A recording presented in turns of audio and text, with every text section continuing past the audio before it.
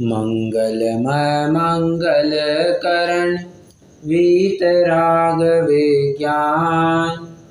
नमो ताहि जात भय अरहंतादि महान। करि मंगल करि हो महा ग्रंथ करण को काज। जात मिलै समाज सब पावे निज पद राज। बहुविधि मिथ्या गन करी मलिन भयो निज भाव। ताको होत अभाव है सहज रूप दर्शाव। कल अपन ने ब्रह्मा के सृष्टि कर्तावाद या ब्रह्मा के सृष्टि कर्तापने का खंडन प्रारंभ किया था। आज वो कंप्लीट करेंगे। विष्णु के रक्षकत्व का खंडन करेंगे, महेश के संहारत्व का खंडन करेंगे और यदि संभव रहा तो लोक के अनादि निधन पने की पुष्टि, ये प्रकरण भी आज करेंगे। देखते हैं कितनी सफलता मिलती है। तो सबसे पहले कहते हैं कि ब्रह्मा ने सृष्टि की रचना की। ठीक है, तो पंडित साहब पूछते हैं तो सामान कहीं से ला करके किया या डायरेक्टली बनाया। ठीक है, यदि सामान कहीं से ला करके किया तो वो स्थान बतला जहाँ पर ये सब सामान रखा होगा, और ऐसा मानने में आपत्ति है। क्यों? अगर विश्व बनाने से पहले ही कोई स्थान अगर रह सकता है तो विश्व अपने आप में पहले से अनादि निधन रूप से क्यों नहीं रह सकता। एक, यदि तू कहेगा कि डायरेक्टली बनाया, ठीक है, तो टाइम बढ़ाया या लेबर बढ़ाया? तुमने इतनी सब रचना की तो टाइम बढ़ाया या लेबर बढ़ाया? और जो कुछ भी मानोगे तो उसमें दिक्कत आएगी ही आएगी क्योंकि सृष्टि की रचना तुमने की तो ये बाप दादा बेटा सब अगर तुम एक साथ बताओगे तो ये मानना संभव नहीं है। ये तुम कैसे कह सकते हो कि पिता पुत्र और दादा सब एक साथ उत्पन्न हुए? ये कहना बनता ही नहीं है। फिर तू कहेगा कि आज्ञा दे करके की, सो आज्ञा किसको दी? यदि तू किसी थर्ड पर्सन को मानेगा फिर आपत्ति है, तुम्हारा अद्वैत पने का खंडन हो गया। और उन्होंने काम कैसे किया, ये भी तो बराबर आपत्ति आती है ना। फिर उन्होंने काम कैसे किया, क्या आपत्ति आती है? सेम ऊपर की इस बात, उन्होंने सामान कहीं से ला करके किया या डायरेक्टली किया, आपत्ति तो फिर से वही कंटिन्यू होने वाली है।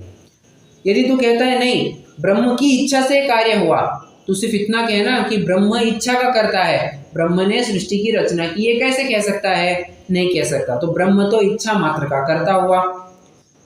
फिर वो कहता है नहीं, परम ब्रह्म की इच्छा और ब्रह्मा की इच्छा दोनों लगेंगे तब जाकर के ये कार्य होता है, दोनों भी अनिवार्य है। ये तो दोष युक्त कथन हुआ। इससे तो कोई ब्रह्मा स्ट्रांग होता है ये तो छोड़ो, इससे तो तुम्हारा परम ब्रह्म भी इनएफिशिएंट है ये सिद्ध होता है। क्योंकि परम ब्रह्म की इच्छा है, पर जब तक ब्रह्मा साइन नहीं करेगा तब तक काम आगे नहीं बढ़ेगा। अकेला ब्रह्मा साइन करेगा और परम ब्रह्म की इच्छा नहीं होगी तो भी काम नहीं बनने वाला है। जब भी देखो, जब भी किसी डॉक्यूमेंट पर दो जनों की साइन लगती है ना, तो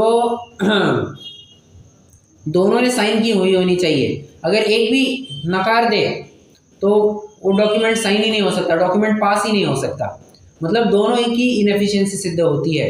मतलब कितनी डिपेंडेबिलिटी आ जाती है। और अगर तुम्हारे भगवान ही ऐसे डिपेंडेबल है तो फिर बाकियों को तुम स्वतंत्र होने का उपदेश क्यों देते हो?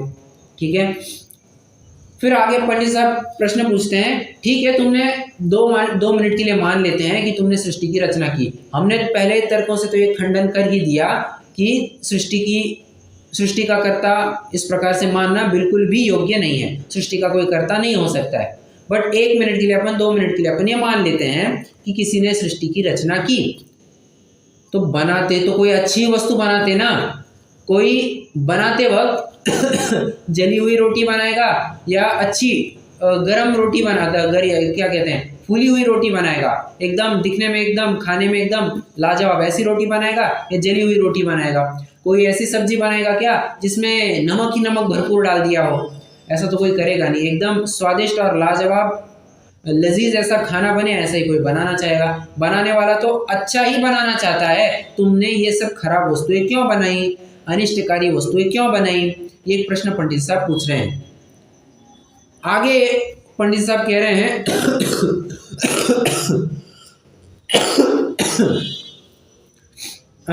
ब्रह्मवादी कह रहा है कि ये जितने भी जीव है ना, ये सब अपने पाप के दुख को भोगते हैं। अच्छा, ये सब अपने पाप के दुख को भोगते हैं, तो ब्रह्मा को ये आगे चल करके पाप करेंगे ये पता नहीं था क्या? इससे तो तुम्हारे सर्वज्ञता का खंडन हो जाता है, तुम्हारे भगवान सर्वज्ञ नहीं रहे। यदि तू कहेगा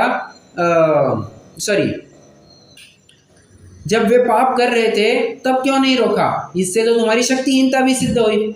मतलब ना तुम सर्वज्ञ हो, ना ही तुम शक्तिहीन, ना ही तुम शक्तिवान हो, तुम तो शक्तिहीन और असर्वज्ञ सिद्ध हुए। और फिर इसमें तुम्हारा कर्तृत्व क्या रहा? जब सभी जीव अपने ही पाप पुण्य को भोगते हैं, फिर तुम ये क्यों कहते हो कि तुमने सृष्टि की रचना की? ये भी कहना संभव नहीं है। ठीक है, कुछ वस्तुएं तुमने रमणीक बनाई, कुछ अरमणीक बनाई, और कुछ तो ना रमणीक ना अरमणीक। ऐसी वस्तुएं बनाने का फिर प्रयोजन ही क्या था? क्योंकि अपन शुरुआत से एक बात देखते आ रहे हैं, प्रयोजनम अनुद्दिश्य मंदोपि न प्रवर्तते, बिना प्रयोजन के कोई भी कुछ काम नहीं करता है। तो तुम्हें ऐसी वस्तुओं को उत्पन्न करने का कुछ प्रयोजन होना चाहिए था। ठीक है, तो ये अपना प्रकरण पूरा हो गया, ब्रह्मा ने सृष्टि की रचना की इस मुद्दे का खंडन करने के लिए। अब अपना प्रकरण चलेगा विष्णु के रक्षकत्व का खंडन। जो बाबा विष्णु इस सृष्टि की रक्षा करते हैं, उसका अब खंडन चलेगा। पंडित साहब कहते हैं रक्षा के दो रूप हुआ करते हैं, मतलब रक्षा दो प्रकार से की जाती है। एक तो दुख उत्पत्ति के कारण नहीं होने देना, और दो विनष्ट होने के कारण नहीं होने देना। क्या कहा? एक तो दुख के उत्पत्ति के कारण ही नहीं होने देना, और एक तो विनष्ट होने के कारण नहीं होने देना। रक्षा तो इस प्रकार से की जाती है, परंतु ऐसा तो प्रत्यक्ष भाषित ही नहीं होता। क्यों? क्योंकि दुख उत्पत्ति के कारण नहीं होने देना ऐसा तो है नहीं, क्योंकि प्रतिपल, अच्छा कोई व्यक्ति को कोई वस्तु अच्छी लगेगी बुरी लगेगी, ये तो उसके ऊपर निर्भर करता है ना। तो तुम ये कैसे कह सकते हो कि कोई अमुक वस्तु अच्छी है अमुक वस्तु बुरी है? और अगर किसी वस्तु को, किसी व्यक्ति को कोई वस्तु खराब लग जाए तो उसके पहले तुमने वो हटा क्यों नहीं दी? दुख के कारण जो वस्तुएं थी उनको तुमने हटा क्यों नहीं दी? मतलब जिसके लिए जो दुख रूप वस्तु है तुमने वो हटा क्यों नहीं दी? और दो व्यक्तियों को देखो होता है ना, तो कैसे उदाहरण ले? हाँ, एक ऑफिस है, ऑफिस में मान के चलिए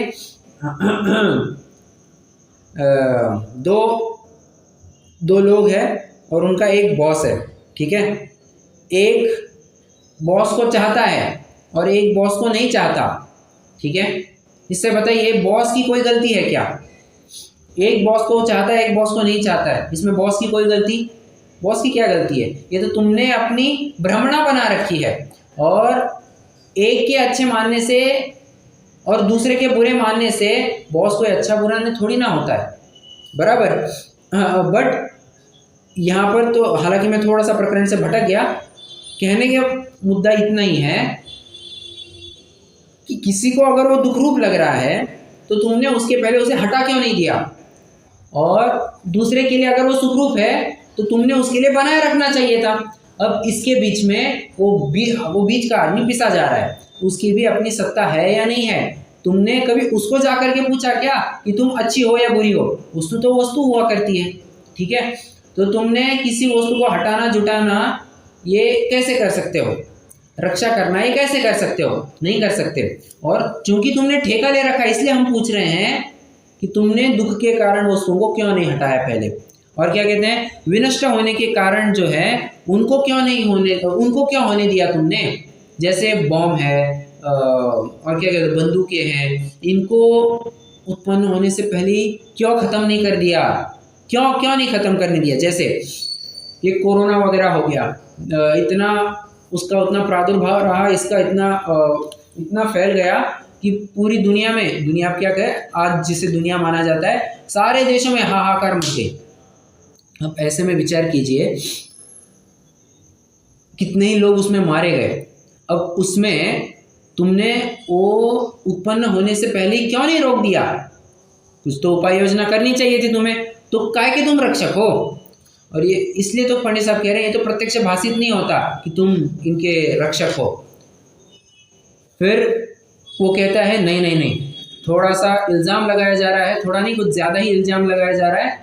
आप हमारे एक मलुका कवि होकर के गए हैं, जो एक छंद फरमाते हैं, अजगर करे न चाकरी, पंछी करे न काम, दास मलुका कह गए सबके दाता राम। ये तो मैं छंद अपनी तरफ से बोल रहा हूँ, पंडित साहब ने ऐसा कोई छंद लिखा नहीं है।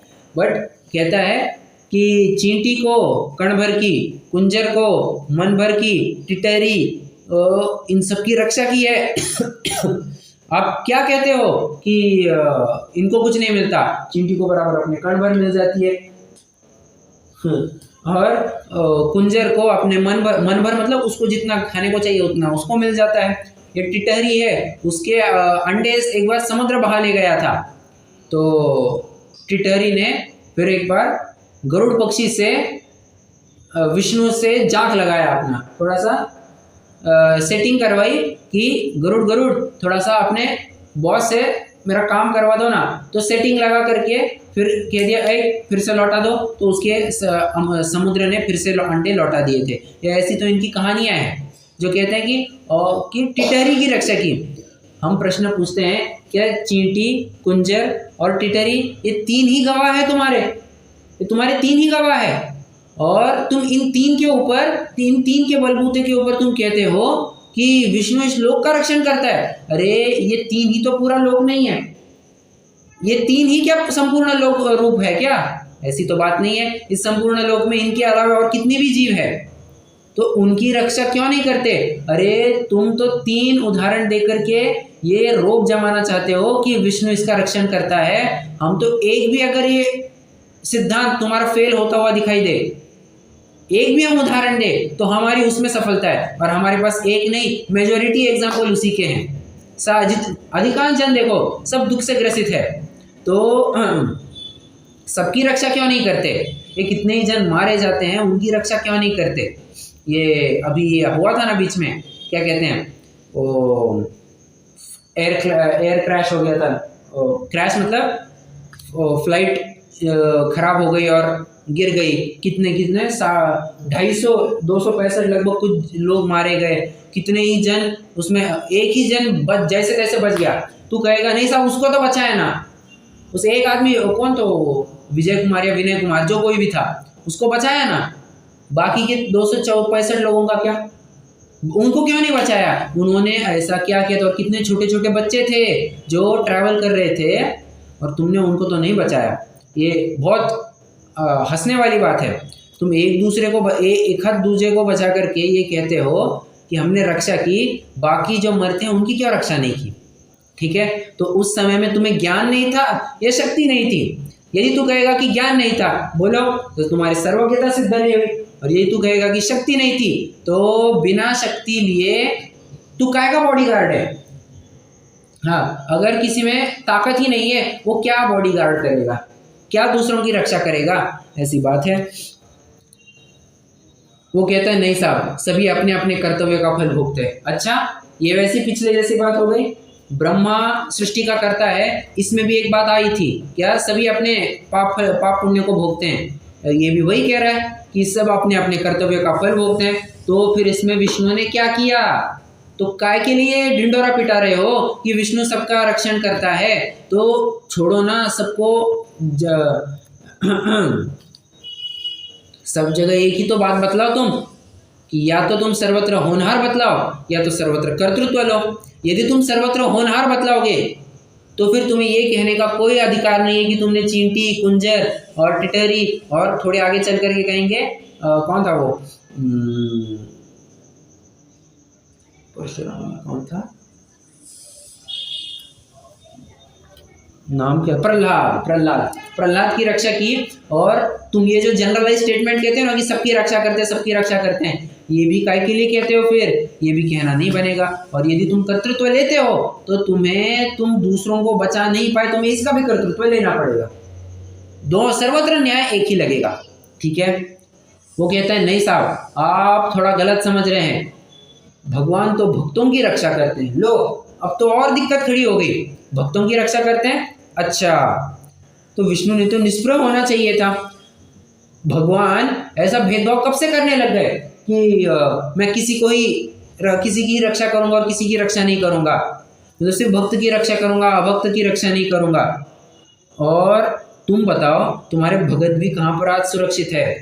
एक आध भक्त बताना जो सुरक्षित अनुभव करता है, जो तुम्हारे पास आया है, मनोती मन्नत मांगता है, चढ़वाने की बात करता है, उसका काम हो गया हो, एक हाथ तो दिखाओ। और तुम एक भी दिखाओ तो उसके ऊपर फुदकना मत। अधिकांश जनता आज बिना मतलब खाली हाथ लौट रही है तुमसे। क्या करते हो तुम, क्या कर रहे हो? और भक्त लोग तो आज अधिकांश रूप से असुरक्षित है। ये जितने भी आतंकी है, मुझे बताना वो पहलगाम वगैरह में इतने सब मारे गए कि ठीक है, पहलगाम में इतने मारे गए, आतंकवादी हमला हुआ था अभी लगभग 2-3 महीने पहले, 3-4 महीने पहले। आपको क्या लगता है उनमें से कोई भक्त होंगे या नहीं होंगे? वो जहाँ पर वो क्या है, वैष्णो देवी पहलगाम नहीं, जो कुछ भी वो तीर्थ होगा वहां पर उनका, पहलगाम से जाना पड़ता है क्या? हाँ, अमरनाथ, राइट, अमरनाथ की यात्रा होती है। मैं वैष्णो देवी बोल गया, अमरनाथ की यात्रा होती है, तो पहलगाम से होकर के गुजरना ही पड़ता है। तो वहां पर भक्त लोग होंगे या नहीं होंगे, वे मारे गए या नहीं मारे गए? तो तुम्हारी भक्त की रक्षा करना तुम्हारा कर्तव्य था, तुम क्यों उससे मुकर गए? तुम्हें बचाना चाहिए था। ओके, सो जो तुम्हारा कहना है ना कि भक्तों की रक्षा करते हो, तुम इसमें भी फेल हो गए। तुम जितने कारण देते जाओगे सब में हम त्रुटियां निकालते जाएंगे। अब वो कहता है नहीं साहब, ज्ञान तो था, शक्ति भी थी, बट इच्छा नहीं थी। हो, देखो कैसा अभी छल ग्रहण कर रहा है। ज्ञान भी था, शक्ति भी थी, बट इच्छा नहीं थी। तो फिर भक्त वत्सल काय के लिए कहता है? क्यों अपनी कॉलर टाइट करना चाहते हैं भक्तों के सामने? अगर इच्छा नहीं थी तो सीधे से कह देता कि हम नहीं करेंगे।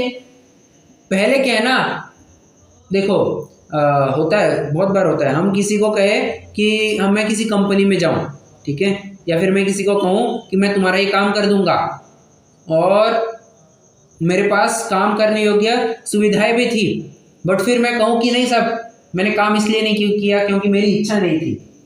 और तो काय के लिए डिंडोरा पिटाता है कि मैं मेरी जितनी भी कंपनी है सबके लिए अच्छी सर्विस देता हूँ? क्यों ऐसा डिंडोरा पिटाता है?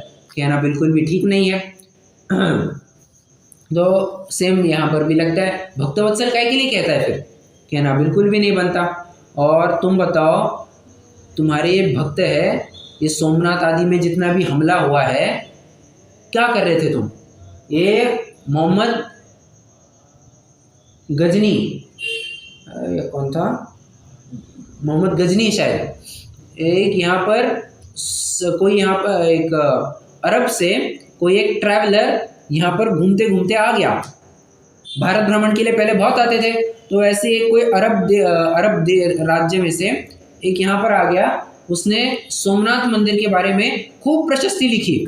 उसके अल बुरानी नाम के काव्य में, ग्रंथ में उसने खूब सोमनाथ मंदिर की प्रशस्ति लिखी। इतना भव्य है, इतना इसके पास इतना सोना है, इतना पैसा है। और एक बार ये मोहम्मद गजनी के पास पढ़ने में आ गया, ओ इतना समृद्ध है मिशन सोमनाथ। हमला किया उसने, 5000 साथियों को लेकर के सोमनाथ पहुंचा, और वहां पर 50,000 भक्त बैठे हुए थे। 50,000। अब 10 आदमी को एक आदमी भारी है क्या? कोई भी निपट लेगा। परंतु उन 5000 ने 50,000 की लाशें बिछा दी।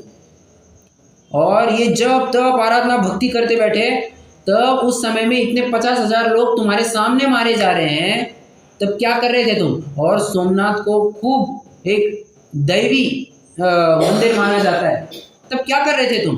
भक्ति की रक्षा तुमने तुम्हारा कर्तव्य था, तुम अपने कर्तव्य से मुकर गए। बात यहाँ ये इतिहास गवाह है इसके लिए। ये कोई मैं अपनी तरफ से बात नहीं कह रहा हूँ, इतिहास गवाह है इसके लिए। तो सीधे से कहना चाहिए था, सीधे से मानो कि विष्णु कोई रक्षा करता है नहीं, सभी अपने अपने कर्म का फल भोगते हैं। ये मानना बहुत सुंदर है और बहुत ही अनुकूल कहने की अपेक्षा बहुत ही निराकुल है। इससे ऐसा मानने कोई आकुलता नहीं है। तुम एक दूसरों के रक्षक आदि मानना चालू कर दोगे तो भारी आपत्ति आएगी, और हमने उसका पूरा खंडन यहाँ से कर दिया। ये तो पूरा हो गया अपना विष्णु के रक्षकत्व का खंडन। अब क्या प्रकरण चलेगा? महेश के संहारत्व का खंडन यहाँ से चलने वाला है साहब। अच्छा मुझे बताइए, एक लड़का है जो बराबर से पैसे कमाता है, ठीक है, एकदम मेहनत आदि करके पैसे कमाता है, और एक लड़का है जो बराबर से सप्त व्यसन में पैसा उड़ाता है, ठीक है। कौन अच्छा? दोनों अच्छे, ये सिर्फ पैसा कमाता है वो अच्छा?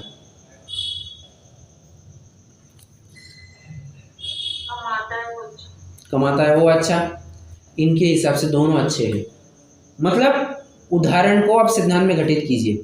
विष्णु लोक में जो रक्षा करता है उसकी तो पूजा करते हैं, और जो संहार करता है उसकी तो निंदा करते हैं। जैसे अपने सिपाही है, जो अपने आर्मी के लोग हैं, देश के लिए इतने दिन रात जगते हैं, इतनी मेहनत करते हैं, उनके लिए आदर भक्ति होती है नहीं होती? कहीं पर भी जाओ, एक सिपाही दिख जाए तो थोड़ा बहुत एक देशभक्ति भाव आए बिना रहता नहीं है। उसको देख करके लगता है अरे यार ये काम अपने देश के लिए कर रहा है। वो देशभक्ति का थोड़ा बहुत भाव आए, थोड़ा बहुत भी क्या हो, भाव आए बिना रहता नहीं, मतलब रिस्पेक्ट है उसके लिए। और कोई आतंकी आपके सामने दिखे, अब किसी आतंकी से मिलना हो, आदर भक्ति आएगी, हम उसके पैर छुएंगे, उसका ऑटोग्राफ लेंगे, क्या करेंगे? अरे तिरस्कार करके उसको छोड़ देंगे, अरे कैसा लोग, कैसा आदमी है ये, हमारी जान पर तुल गया है, फटाफट अपन वहां से 9-2-11 होने की कोशिश करेंगे कहीं ये अपनी जान पर ना तुल जाए। होता है नहीं होता है? मतलब जो रक्षा करता है उसकी तो पूजा की जाती है, जो संहार करता है उसकी तो निंदा की जाती है। तुमने तो यहाँ पर दोनों को पूज्य मान लिया, सो कैसे विष्णु को भी पूज्य मानते हो, महेश को भी पूज्य मानते हो? ये तो भारी आपत्ति है, भारी आपत्ति है। अच्छा तू मानता है ना कि महेश संहार करता है, चल तेरे इस तर्क को और अनेक तर्कों से खंडन करते हैं। तू बता, महेश सदाकाल संहार करता है या कभी कभी संहार करता है? मतलब महाप्रलय के काल में संहार करता है। यदि कहेगा कि सदा काल हमेशा संहार करता है तो किसी को आज्ञा देकर करता है, परंतु किसे आज्ञा देगा? इससे और तो तुम्हारे इससे शक्तिहीनता सिद्ध होती है। तुम टाइम बढ़ाओगे या लेबर बढ़ाओगे? संहार करने के लिए तुम टाइम बढ़ाते हो या लेबर बढ़ाते हो? कुछ भी कहोगे तुम्हारी शक्तिहीनता सिद्ध होने वाली है। इच्छा, तुम्हें संहार करने की इच्छा हुई, इच्छा ये दुख का कारण है या सुख का कारण है? ऑफकोर्स दुख का कारण है, तो तुम्हारा महेश दुखी सिद्ध हुआ। किसी को मारना है, अरे किसी को सामान्य चाटा भी लगाना है ना, कई बार बहुत प्लानिंग करनी पड़ती है। ये सामने ऐसे आएगा, हम यहाँ पर छुपेंगे, वो यहाँ से आया और एक कान के नीचे बंद करके रख देंगे। कितने टाइम से उसकी प्लानिंग, एक चाटा मारने के लिए प्लानिंग करते हैं कई बार तो, और कितने कभी कभी घंटों दिन उसके पीछे लगे रहते हैं। इसको तो पूरा संहार करना है, पूरा लोक उद्ध्वस्त करना है, लोक का नाश करना है। इसके कितने संश्लिष्ट परिणाम होते होंगे। अरे एक आतंकी को आतंकवादी हमला करना है, दिनों नहीं महीनों नहीं सालों से प्लानिंग चलती है सब उनकी। हम यहाँ पर जाएंगे, हमारा आदमी यहाँ पर बना रहेगा और यहाँ पर बम रखेंगे, ये यहाँ से हम मतलब बटन दबाएंगे, यहाँ बमबारी होगी, वहाँ बमबारी होगी, सब तरफ से हम बमबारी करेंगे, पुलिस कुछ नहीं कर पाएगी, हम वहाँ से 9-2-11 हो जाएंगे और हम भी बच जाएंगे, हमारा काम भी पूरा हो जाएगा। सालों से प्लानिंग चलती है साहब। यहाँ पर RDX रखेंगे, वहाँ पर रखेंगे, पूरी प्लानिंग चलती है। अरे मतलब सालों से कितने संश्लिष्ट परिणाम में होते होंगे, और तुम तो ऐसा प्रत्येक क्षण करते हो, तो महेश के तो कितने संश्लिष्ट वाले परिणाम होते होंगे। अगला पॉइंट मतलब इसी के अंतर्गत तू कहता है कि इसमें परम ब्रह्म की भी इच्छा आवश्यक है, तो परम ब्रह्म भी अशुद्ध सिद्ध हुआ। क्यों? मतलब परम ब्रह्म की भी ये इच्छा है कि लोक का संहार हो, और ऐसे खराब काम को अगर परम ब्रह्म चाहे तो वो भी अशुद्ध सिद्ध हुआ। और तू बता, दोनों की भी फिर यहाँ पर शक्तिहीनता सिद्ध होती है, इनएफिशिएंसी सिद्ध होती है। क्यों? क्योंकि परम ब्रह्म का भी ऑथराइजेशन साइन लगेगी और महेश की भी साइन लगेगी। अगर एक भी मुकर जाए तो डॉक्यूमेंट पास नहीं हो सकता, तो दोनों की इनएफिशिएंसी सिद्ध होती है। ब्रह्मवादी कहता है नहीं साहब, ये तो बस खेल मात्र है, कुतूहल मात्र है। अरे तुम कुतूहल करो, खेल करो, परिणाम तो खराब हुए बिना रहेंगे नहीं। और इससे परम ब्रह्म तो साक्षीभूत रहा नहीं। साक्षीभूत मतलब तटस्थ, वितरागी सर्वज्ञ तो रहा नहीं। उसको कुछ ना कुछ फेरबदल करने की अपेक्षा रही, उसको कम ज्यादा करने की अपेक्षा रही। यही तो उसके साक्षीभूत होने का खंडन हो रहा है। ठीक है। नहीं साहब, संहार करना आवश्यक है, क्योंकि हमारे जो ब्रह्म है वे एक से बहुत होते हैं, और जब उनको लगता है तब वे बहुत से फिर एक रूप भी हो जाते हैं। ठीक है। तो जब बहुत से एक रूप होते हैं, बात तो वैसे सिद्ध होती है, तुम्हारे अद्वैत पने का खंडन तो वैसे हो रहा है, क्योंकि तुम बहुत मान रहे हो, अद्वैत पने का तो वैसे ही खंडन हो गया। और यहाँ पर बात है कि बहुत से एक रूप तब हुआ जब तुम्हें इच्छा हुई, जब तुम्हें दुख उत्पन्न हुआ। नहीं समझ रहे हैं। ये कहना चाह रहे हैं कि पुरानी अवस्था को तभी बदलना चाहेंगे जब पुरानी अवस्था या तो कम सुख रूप लगे या तो दुख रूप लगे। जिसको है उसमें ही संतुष्टि है, वो क्यों बदलना चाहेगा? गाड़ी कब कोई व्यक्ति क्यों बदलता है? तो उसको लगे कि यार ये खटारा हो गई है, कुछ काम नहीं करती है, बदलने की चाह रखता है, बदलने की इच्छा करता है। और जिसको लगता है कि नहीं अपनी गाड़ी एकदम टकाटक चल रही है, व्यवस्थित चल रही है, वो कुछ वैसा विकल्प भी नहीं करता है। अरे ये बात ख्याल में, तो तुमको भी पुरानी अवस्था कम सुख रूप या दुख रूप लगी होगी, और दुख रूप लगी मतलब तुम भी दुखी हुए, और तुम्हारे भगवान यदि दुखी होंगे तो औरों की फिर क्या ही बात करना, क्या बात करे तुम।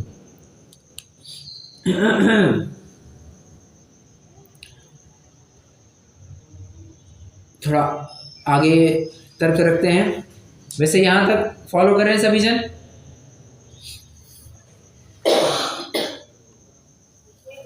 ओके।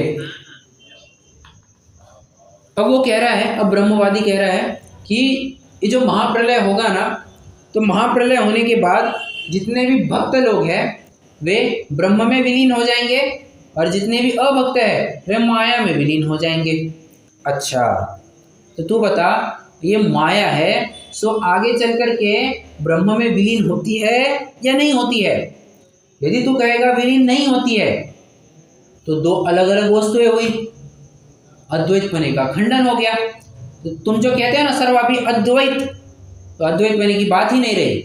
बातें यदि तू कहेगा कि माया ब्रह्म में विलीन होती है, तो मुझे बताओ कि जब अल्टीमेटली भक्त लोग तो डायरेक्टली पहुंच गए, जैसे भक्त लोग तो सम्यक शिखर जी डायरेक्टली पहुंच गए, और जो अभक्त है वे चेन्नई को पहुंचे, और चेन्नई से फिर सम्यक शिखर पहुंचे। प्रश्न है मेरा, दोनों अल्टीमेटली सम्यक शिखर पहुंचे या नहीं पहुंचे?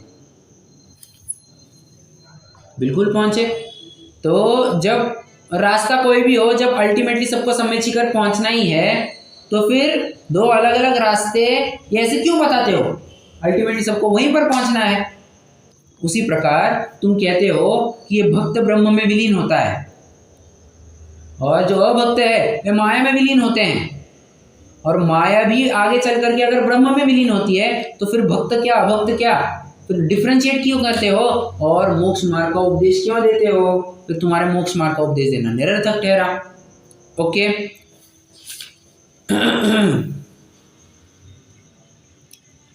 यदि तू कहेगा आगे का तर्क कि प्रलय के बाद जब पुनर्रचना होगी, अच्छा सॉरी पंडित साहब पूछ रहे हैं, अच्छा तू बता, प्रलय के बाद जब पुनर्रचना होगी तब वे ही जीव इस लोक पर आएंगे या वे के वे नहीं रहेंगे? यदि तू कहेगा कि वे जीव ही आएंगे, तो तू ये कैसे कह सकता है कि ब्रह्म में विलीन हुए? ये कहना ही नहीं बनेगा। जैसे एक बोरा है, एक बोरे में हमने जितने भी लोग इकट्ठा हुए हैं एक कार्यक्रम के लिए, सब सबके मोबाइल फोन उस बोरे में डाल दिए, ठीक है। प्रश्न है मेरा, मिक्स हुए या नहीं हुए? यदि आप कहेंगे मिक्स हो गए तो मैं तो मेरा फोन बराबर से निकाल पा रहा हूं, मिक्स कहां पर हो गए? प्रत्येक व्यक्ति अगर अपना अपना फोन निकाल पा रहा है तो मिक्स हो गए कैसे कहते हो? हाँ, यदि मैं उसी जगह गाय का दूध और भैंस का दूध दोनों को मिला दूं, अब बताओ ये मिले हैं या नहीं मिले? अलग करके दिखाओ। नहीं हो सकता। तो मिलना तो तब कहता है ना, कहते हैं कि जब उनको अलग नहीं किया जा सकता, जब हम अलग होते हुए देख सकते हैं तो मिले, या उन दोनों में भी ये भक्त लोग उनमें विलीन हो गए, ये कहना कैसे बनेगा? ये कहना संभव नहीं है। और यदि तुम कहोगे कि वे के वे नहीं रहे तो विलीन हो गए, ये बात तो सही है, परंतु हमें बतलाओ कि वस्तु भी कभी अपनी सत्ता खोती है? कि वस्तु की भी सत्ता का कभी नाश होता है? क्योंकि matter can not be created nor be destroyed, it can be just transform from one phase two another. वस्तु कभी भी उत्पन्न, मतलब वस्तु का उत्पन्न नहीं होता और ना ही वस्तु को कभी नाश किया जा सकता है। वस्तु में तो बस वस्तु तो वस्तु रहती है, उसकी बस पर्याय बदलती रहती है। पुद्गल तो पुद्गल ही है, बस उसकी पर्याय बदलती रहती है, ठीक है। कभी सोने रूप तो कभी चांदी रूप तो कभी धातु रूप, अन्य धातु रूप, ठीक है। और वस्तु भी कभी अपनी सत्ता खोती ही नहीं है। तो तुम ये कैसे मानते हो कि वे के वे जीव नहीं रहे? ओके। फिर ये जो अचेतन है, मतलब जितने भी मूर्तिक है, ऊपर किन की बात आई थी? ये जो चेतन है, चेतन में भी भक्त अभक्त ऐसा बाइफर्केशन किया था। अब यहाँ पर अचेतन वस्तुओं की बात आ रही है। तो ये जो अचेतन वस्तुएं हैं, तो कहता है ये माया में विलीन होती है। तो बता, ये माया जड़ है कि चेतन है? फिर से वही प्रश्न जिसकी चर्चा हम कल कर चुके हैं कि माया ये जड़ है कि चेतन है? यही तो कहेगा कि जड़ है, तो ये कहना तो सही बनता है कि अचेतन वस्तुएं अचेतन या जड़ माया में मिल गई। बट माया जब फिर से ब्रह्म में विलीन होगी तब तुमको दिक्कत वहां पर आएगी, क्योंकि ब्रह्म को तो तुम चेतन स्वरूप मानते हो, तो चेतन में जड़ का प्रवेश कैसा? संभव नहीं है। और यदि तुम कहोगे कि माया तो चेतन है, तो ब्रह्म और माया तो विलीन हो सकते हैं, बट दिक्कत कहां पर आएगी? अरे ये जड़ वस्तुएं कैसे मिलेगी फिर माया में? या जड़ का भी कभी प्रवेश हो सकता है क्या चेतन में? संभव नहीं है। तो दोनों भी प्रकार से मान्यता ठीक नहीं है, और तुम्हारे अद्वैत पने का तो खंडन होता ही होता है। फिर पंडित साहब पूछते हैं, ये जब लोक का प्रलय होगा, उस लोक के प्रलय में महेश का स्वयं का प्रलय होगा या नहीं होगा? यदि तू कहेगा होगा तो एक साथ होगा या आगे पीछे होगा? यदि तू कहेगा एक साथ होगा तो स्वयं नष्ट तो औरों को नष्ट कैसे करे? जब स्वयं ही नाश को प्राप्त हो रहा है तो औरों को कैसे नाश कर पाएगा? स्वयं ही अगर कोई आत्महत्या करके मर जाए और फिर ये चाहे, कोई ये चाहे कि मैं आत्महत्या करके दूसरों को मारूं, ये जैसी असंभव सी कल्पना है। ये तो वैसी बात है, स्वयं का भी नाश होगा तो दूसरों को कैसे नष्ट कर पाएगा? नहीं कर पाएगा। और यदि तू कहेगा कि आगे पीछे मारता है तो महेश भी सृष्टि का हिस्सा है या नहीं है? यदि तू कहेगा कि हिस्सा है तो उसका नाश कैसे नहीं हुआ? और यदि तू कहेगा कि ये महेश इस सृष्टि का हिस्सा ही नहीं है, अद्वैत पने का खंडन हो गया, ठीक है। और फिर से एक और बात, ये तो बात किसकी हो गई कि महेश का प्रलय होता है नहीं होता है? यदि तू होता है, यदि तू कहेगा कि महेश का प्रलय नहीं होता, फिर अद्वैत पने का खंडन हो गया, क्योंकि कोई एक वस्तु अलग तो बनी रही ना। तुम लोक रूप थोड़ी ना हुए। तुम जो कह रहे हो कि ये महेश है, ये लोक रूप है, ये थोड़ी ना हुआ, उसकी तो सत्ता बराबर बनी रही, ठीक है। तो अद्वैत पने का खंडन हो जाता है। ये आपने महेश के संहारत्व का भी खंडन कंप्लीट किया। अब आते हैं लोक के अनादि निधन पने की पुष्टि। फटाफट हो जाएगा, इसमें कुछ ज़्यादा टाइम भी नहीं लेगा, 5 से 7 मिनट में कंप्लीट हो जाएगा। आज कितने पेजेस हो रहे हैं?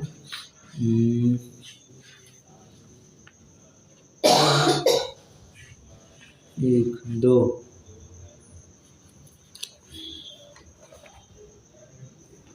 मतलब 4 6, लगभग 6-7 पेजेस हो जाएंगे। अगर इतना करेंगे तो 7 पेज हो जाएंगे, मतलब फेयर इनफ है। ठीक है, अब देखो, अन्यवती लोक का कोई कर्ता होगा ऐसा क्यों मानते हैं? सिंपल सा भी कारण देते हैं, कार्यत्वात्। कि बाबा कार्य दिख रहा है तो उसका कोई ना कोई कारण होना चाहिए, और जितना बड़ा कार्य है उतना बड़ा कारण भी होना चाहिए, ऐसा वे मानते हैं। बाबा कारण कार्य संबंध तो हम भी मानते हैं, परंतु हम कारण कार्य अद्वैत मानते हैं, तुम कारण कार्य द्वैत मानते हो। मतलब दो अलग अलग वस्तुएं हैं जो कारण कार्य है, ऐसा नहीं, हम वैसा नहीं मानते। और वस्तु स्वरूप भी ऐसा ही है कि यह परिणमति सकर्ता, जो उस रूप परिणमित होता है कर्ता वही हो सकता है। और द्वैतपना अद्वैतपने का, ब्रह्म का हम अद्वैतपने का तो वैसे ही खंडन करके आ चुके हैं, तो तुम कैसे कह सकते हो? ये कहना तो बनेगा ही नहीं।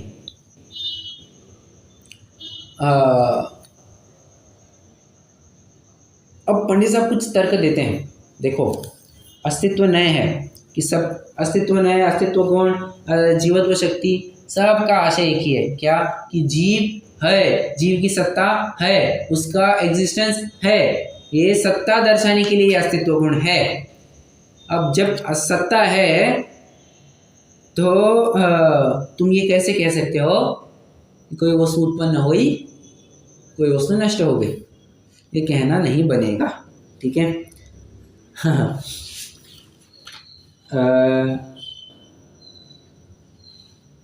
पंडित साहब और तर्क देते हैं। वे कहते हैं जितनी भी अनादि निधन वस्तुएं होती हैं वे अहेतुक होती है, सादी होती है, इसकी कारण मीमांसा हो सकती है।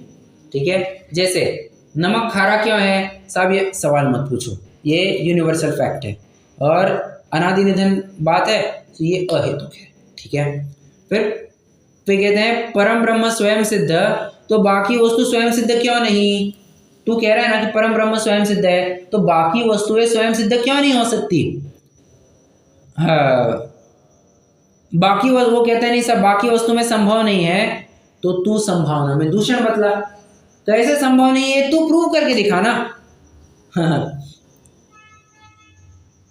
अनादि निधनत्व में फिर आपत्ति बतला। हम अभी इतने सारे तर्क बता करके आए तुमको, अनादि निधनपने में तुम आपत्ति बतलाओ। और जो भगवान है, सिद्ध भगवान, कथनचित साकार है, कथनचित निराकार है।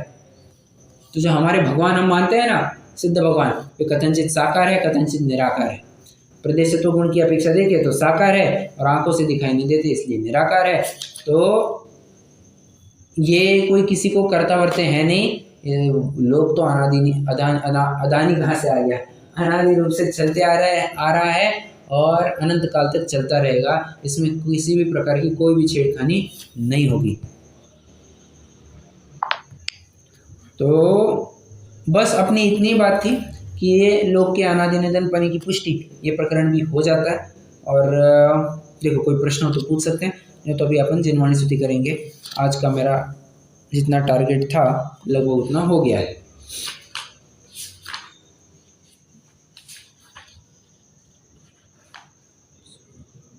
ठीक है, नहीं है रुकते हैं, जिनवाणी स्तुति करेंगे।